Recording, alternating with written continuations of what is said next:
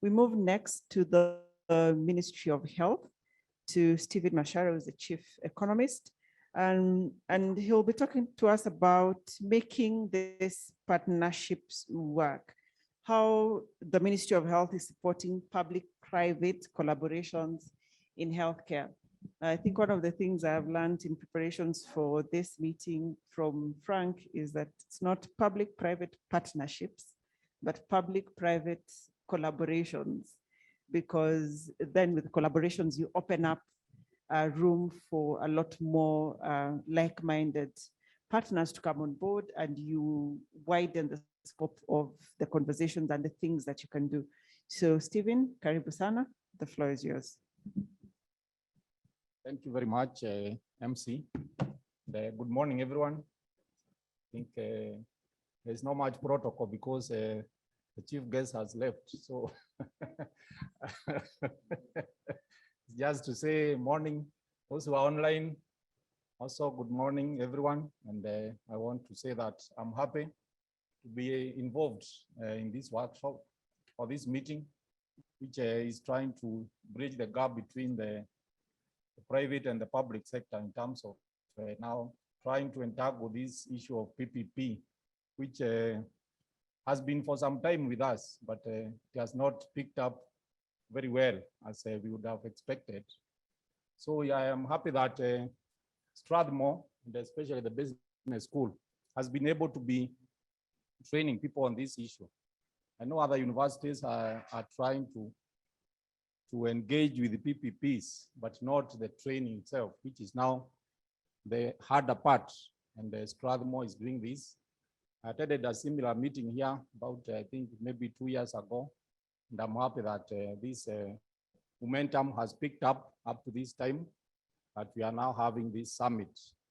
So as I start my presentation, I want to say that I'm the Director of Planning in the Ministry of Health. That's just for record, so that my boss at Treasury does not say that I'm a chief now.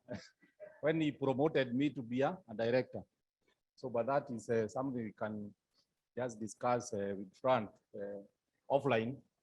The other thing is that this issue of PPPs has been there with us for quite some time. And the Ministry of Health, we started around 2009. That is when the formal engagement started. And we have moved a long way. And still, as Frank says, the issues of PPP being looked at as something to do with infrastructure development has really hampered the issue of implementation of this kind of activities or projects. So that's why I think somebody mentioned about the collaboration, not just the PPPs, there's the PPC now, whereby now when we talk of collaboration, we are talking of other engagements that are outside of the normal PPP arrangement. I think we have all heard about the PPP Act of 2013, and that is where now I think some of these issues were not captured very well, issues of health. And now we are trying to correct that through the PPC, and the PPP Act is also being reviewed, whereby we have given our inputs into the issues of health. So my presentation is being connected to the screen, so we can still move on. And the topic now is about how can policy accelerate the uptake of innovations into the public healthcare systems in Kenya. And in this case, I'm going to talk more about the collaboration between the private sector and the Ministry of Health in terms of where we are now moving to in terms of the PPCs. The first thing that we are going to discuss is about the introduction part of it, which is just trying to show us where we are coming from in terms of PPP. And first of all, I want to elaborate the vision of the ministry and the mission and the goal. And these are as per the the health policy of 2014 to 2030. First of all, the vision is a healthy, productive, and globally competitive nation. The mission of the ministry is to build a progressive, responsive, and sustainable healthcare system for accelerated attainment of the highest standard of health to all Kenyans. The goal is to attain equitable, affordable, accessible, and quality health care for all. Why I'm mentioning this? Because these are some of the issues that are already in the public domain. But if you look at those three items, the vision, mission, and the goal, we are talking about issues of sustainable healthcare system, issues of affordability. And now, as you are aware that the ministry is implementing the UHC, the universal health coverage, as part of the Big Four agenda. Some of these words have been there with us since 2014, when the health policy was developed. Forgive me for mentioning population policy because I'm a demographer by profession. And I've been so much involved in the population policy. So this health policy is whereby we have now the issues of responsive and sustainable healthcare systems, and also the issues of affordability, so that no Kenyan will be financially affected because of their health status. So that was the outline of the presentation, which I did mention. It's about introduction and then the background, justification. Why are we doing PPPs? Maybe we can go back a bit. Why are we doing PPPs in health or in Kenya? And then there are potential areas for PPP investments. I think some of these have been mentioned by our chief guest. And then the incentives that we are now looking at in terms of now the policy aspects. Then we have some few challenges and some few recommendations. Next, please. So we can move on now to the other one, next one. First of all, we start with what is the mandate of the Ministry of Health, so that we see where PPP is coming in. The first thing to note is that the mandate is, of course, in the Constitution, Schedule 4, which assigns the national government to these 4 functions. First of all, there is the health policy, national referral health facilities. We have, that is why we have the KNH, MTRH in Eldoret, we have Macharia, and the spinal injury. And these are now what we are referring as the national referral health facilities. Of course, now we have added another one called the KU, Teaching and Referral and Research Health Hospital. We also have the KNH Odaya, which is like an annex of KNH. All these are managed from the national level, although they are semi-autonomous institutions. Then there is the issue of the capacity building. Capacity building is now whereby even the staff at the county level, especially the doctors, are trained by national level government, using funds from the national government. And we also have capacity building in other areas, other short courses, which are also managed. Like, for example, there is the KMTC, which is also at a national level, although it is also having some campuses at the county level, but it's also a national function.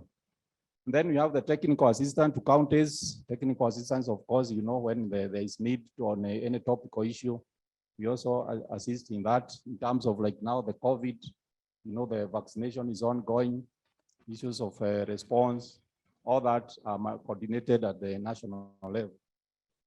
Next, please. So the other issue is about now what I was saying, that the health sector has recognized the issues of the private sector. And this has been in all the areas that we might think about in terms of policy development. We have involved the private sector, issues of supply chain. We have been holding discussions with KHF and others in terms of medical supplies and how they are being distributed and procured. Issues of service delivery in terms of facilities, employment. And now, as we stand, we have around almost 50% of the health facilities in Kenya are managed by the private sector. And this is where now we are talking about how can we enhance the collaboration. This is not about PPP, but we can still work together within the public system and the national government and and the private sector. How can we also leverage on the efficiency, on the funding from the private sector to ensure that issues of the PPPs are improved within the sector? The use of technology, of course, research and specialized training. We all know that private sector comes in handy in these kind of areas. We are talking about telemedicine nowadays. I think it has been mentioned somewhere, issues of digital health. How can we try to see that all these areas are interlinked in our healthcare systems? So since 2009, that is when the Ministry of Health started the formal engagements with the private sector, whereby there was a stakeholders forum held in then 2014. And then there were some things that were agreed. One of them was to strengthen public-private dialogue mechanisms at national and county levels. It was also agreed that there should be continuous engagement on policies and regulations reforms to improve, strengthen, and create a facilitative framework for private sector engagement and participation. And then that county governments be lauded for the very innovative and practical PPP initiatives that they are developing. I think we have all heard about some initiatives of PPP in Makueni, Kisumu, Isiolo, and other counties which are coming up with the PPP initiatives. I know AMREF and Strathmore have been involved in some of these activities. Next, please. Next. So in terms of PPP now, we all know that we are experiencing budget reductions, especially now that we know that Kenya was categorized as a lower middle income country since 2014. In terms of now, our output, I think it was after some revision of the GDP, it was found that the economy has improved to another level. And that means now that some of the funding that was coming from development partners should not come to Kenya. It should be taken to other countries that are more deserving. So that is why we are saying that the budget has been reducing. And we all know that this is now like, since 2019, we have the COVID. This is the time when we need more resources in terms of now trying to ensure that all the response. We also have the issues of the economic stimulus programs so that we recover the economy after the problems that we encountered because of the COVID. And so this calls for collaboration to expand the coverage of services, efficiency, and the mobilization of additional resources. The issues of donor funding, I think this comes in very well. And that's where we are saying that for sustainability, we need now to bring in the issues of the PPC. How can we leverage on the private sector funding to close this financial gap? The issue of UHC, of course, we all know that we are now implementing it since 2018. And we are now spending around 6 billion in 1 year. I know most people might not be aware of what is happening, but what is happening is that we have been identifying the very poor, the ones that we call the indigent population in every county. And for now, we have already identified around 1 million households, poor households. Those are the people who are now benefiting from UHC through government funding. I know initially you are aware about the 4 county pilot counties where you are giving free healthcare service to all the people who could have accessed healthcare services through the public facilities. But since after the pilot, the approach has changed, and now we are looking at the very poor, and then those are the people who are benefiting from UHC. Because it was not sustainable to be able to give everybody this kind of assistance. And as you all know, that it's not everybody that requires the free medical services. So, and then the other issue is about the policy and the legislation. Since this 2014, the engagement with the private sector, we developed the Kenya Health Policy together with the private sector. Then there was the Health Bill, which culminated in the Health Act of 2017. There are also so many other documents that have been developed through private and the public collaboration. Then we also had the referral strategy policy, the emergency medical services policy. All these are some of the documents that have been developed through the engagements. And then there was also the NHIF reforms, which I think you have been hearing about. This was necessitated by the issue of now the UHC, whereby now NHIF Act had to be reviewed so that it takes care of the UHC, because now the money is transferred from National Treasury through the Ministry of Health and then to NHIF for reimbursement, the facilities that are taking care of UHC patients. The other issue is that the Ministry of Health established a PPP unit, and that has been operational. We have been coordinating meetings with the KHF.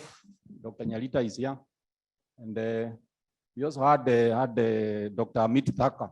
Sometimes we always remember him for the good work he did. I missed his farewell party, but he did a good job. And now we have Dr. Akombe, who has taken over, and we hope that the same momentum will continue. So we have been working well with the private sector through KHF. And then there is the issue of the PPP now being the bridge between the Ministry of Health and the National Treasury. There is a PPP. Actually, now it's called a department at National Treasury that guides on PPPs. That is where now the PPP unit at the ministry comes in, so that we link now those two institutions. We have one officer who has been seconded to the Ministry of Health for the PPP unit, and this is through SDG partnership platform, and we appreciate that support, and I am sure Dean is still online. Thank you for that support. What is the progress on PPPs in the ministry? And one thing is that we have developed the Kenya Health PPC strategy, and there is also a resource guide that is supposed to go in hand with the strategy, and that is being used for the training that we are conducting in the counties. I have a copy of the two documents. This is the Kenya Health Public-Private Collaboration Strategy 2020. Then we have the resource guide. You can see they are very beautiful documents. There's the blue color. I don't know whether it's associated with the Ministry of Health. But that's how it is. So this strategy is the first one in the sector. The sector did not have this kind of strategy, and it will guide the national and the county governments in terms of public-private engagements. It defines the strategic directions that partners should take rather than a prescriptive list of activities that partners should do. You see, we could not prescribe what the private sector will do. It is now for them to use the strategy and come up now with the projects using that guide. This just only now telling them that is the way where we supposed to be going to. It provides a detailed description of collaboration frameworks and the objectives towards promoting collaboration in the sector. And the resource guide, which I have just displayed, is being used in line with the strategy for capacity building in the health sector. Next, please.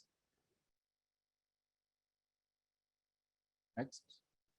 So moving on, it's still on this PPC. The strategy was developed through a consultative approach involving all the key stakeholders in the health sector. We had involvement from the counties, private sector, KHF, and the ministry itself. And it is aimed at operationalizing the PPP Act of 2013. This is what I mentioned. We have the PPP Act from the National Treasury, but now trying to come down to the ministry now to ensure that people understand the act better, but also in terms of now the collaborations that we are talking about. That is the additional part that comes in through this PPC. The drafting of this PPC was carried out by thematic groups. The report consolidated into a draft strategy by a consultant. We are happy that we had a consultant, Dr. Frank Wafula is here. He's the one who we are mentioning here. Dr. Wafula did a very good job. And I told him, if it's good, I tell people it's good. If it's bad, I will keep quiet. I will not even tell him. But then he might not see me in the near future. So the good thing with Dr. Wafula when he was a consultant is that he was like training us And I almost thought I'm in Strathmore, but we were in a hotel somewhere. But instead of just doing the work, some consultant will just do the work for you. He was training us. We were in a classroom and we developed together. And the good thing is that there was very good linkage, understanding of the linkage of those components of the strategy. Sometimes people just do SWOT, then they do objectives, then they do values, core values, principles, but they cannot show you the flow. But that is not what happened. During this exercise, we were very happy, we were able to learn, and the flow could come out. How is this SWOT advising on the objectives and the strategies? And even the core values, most people just put them there. Integrity, what? Nobody even knows, bothers, to know what they mean in that document. So congratulations, Dr. Wafula. And this was followed by stakeholders validation meetings and sharing with the heads of directorates in the ministry. This is just one of the ways that we conduct our business in the ministry in terms of developing such kind of documents. So in the initial situation, there was a situation analysis that was conducted before this document was developed, just to understand now the gaps in terms of now going to the counties and understanding what they want, what are their challenges. So there were some things that were realized, and then one of them is that they support the creation of a policy and regulatory environment for effective public-private participation. So it was realized that it is very necessary to develop this kind of document to leverage private sector efficiencies, strengths, and innovations, and then harness the resources and channel them towards financing for service delivery, to assist in collaboration with private partners, to develop better mechanisms for effective information sharing, to promote transparency and accountability between public and private health sector, and build the capacity of the stakeholders to initiate and engage in public-private dialogue, including mutually beneficial collaborations for maximum impact. I think this is one of the areas that was realized that there is very little information sharing between the public and the private sectors in terms of their operations. So moving on, there are some areas that we have identified where now the private sector can come in and initiate projects. You all know that in terms of PPPs, the project can be initiated by government or by the private sector. So that's why we are saying that these are potential areas that we have in the ministry that the private sector can come in. One of them is setting up pharmaceutical manufacturing industries, which can produce drugs, ARVs, and vaccines, and even condoms. I think this was mentioned by the chief guest.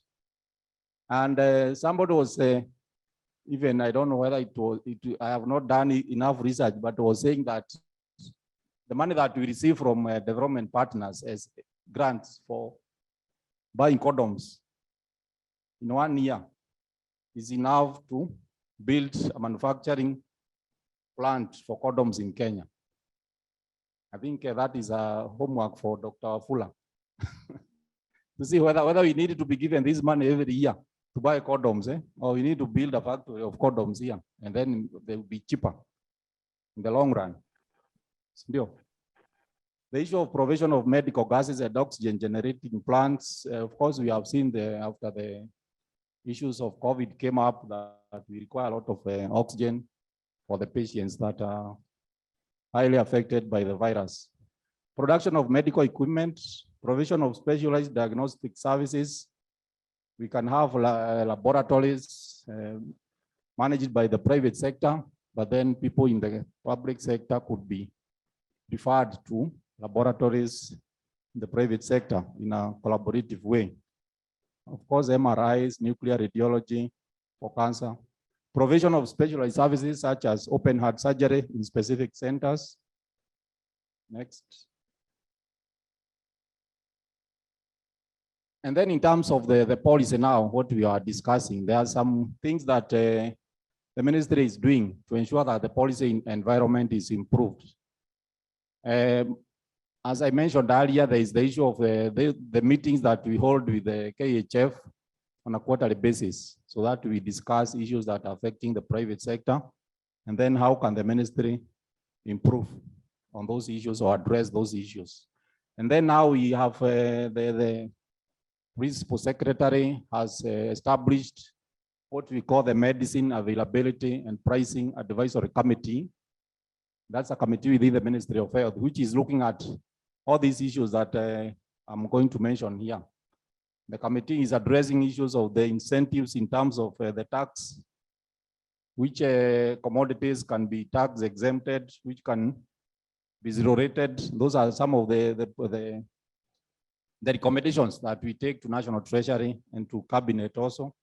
And also issues of the investment environment, the business-friendly reforms. We also have a large pool of skilled enterprise workers in the ministry, and this is one of the incentives that the government is still supporting the training of healthcare workers.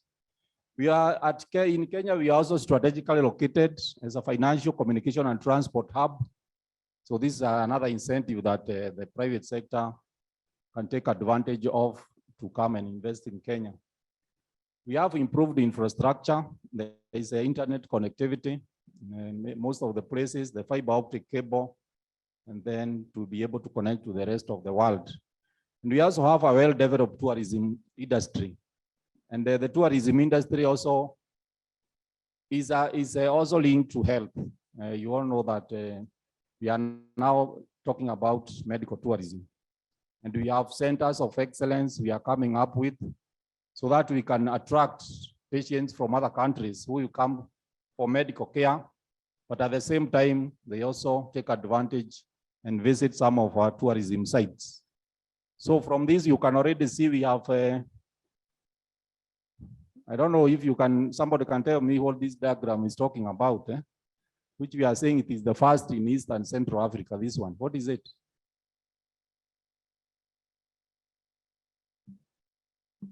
The medics in the house. So this is a Kenyatta University, what I just mentioned, the hospital. You can see it from a bird's view to the far right at the top. And then down there is what they are calling now the Integrated Molecular Imaging Center. You might have heard the president opening this center, I think some few weeks ago. And this is one of the equipments in that center. From what we are told, it's called a cyclotron. Cyclotron, if I may just read here, it says that it's a machine that produces radioisotopes that are injected into the human body to trace cancer cells, facilitating early cancer diagnosis. And then it says the radioisotopes are also used to monitor the remission or progression of cancer in the patient. So with this kind of machines in the Republic, we are able to attract, this is a regional center now. If you see that it is the only one in East and Central Africa. We can get patients who are coming on medical tourism from other countries around the region. And the other thing is that in such a case, you see this in the public sector. And when we talk of PPPs, mostly we talk about the private sector coming up with a project and then offering services for the government. But now this is a government project which might not be there in the private sector. How can the private sector also now take their patients to KU? Unatoka Nairobi Hospital, unaambiwa enda KU. Yeah? It will look like a new revolution, eh? Sindio? Tumezoea ati ukitoka like oya Kiabu, which is near here, Kiabu General, unaambiwa enda Nairobi Hospital, enda Aga Khan. But this thing is not there in those places. Eh? Huh? I'm not advertising it because I'm not allowed to advertise the health facility, but I'm talking about the collaboration. So how can the patient from the private sector be taken to this and take advantage of the machines that we have? We also have the PET scan in this facility. And there is also accommodation, of course. So that now the PPC can also act in the reverse. That now the private sector takes advantage also of what is now available in the public sector. We are also coming up with another one at Kenyatta, KNH, called the East African Kidney Institute. Those who normally pass around there, you have seen a building coming up.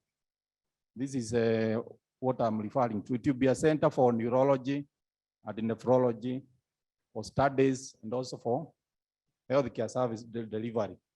We also have another one that you come up at JQuat called Assistive Technology Center of Excellence for Africa, which is now at the initial stages of groundbreaking and the rest. And they will be producing even those instruments that assist those people with the disabilities and selling them.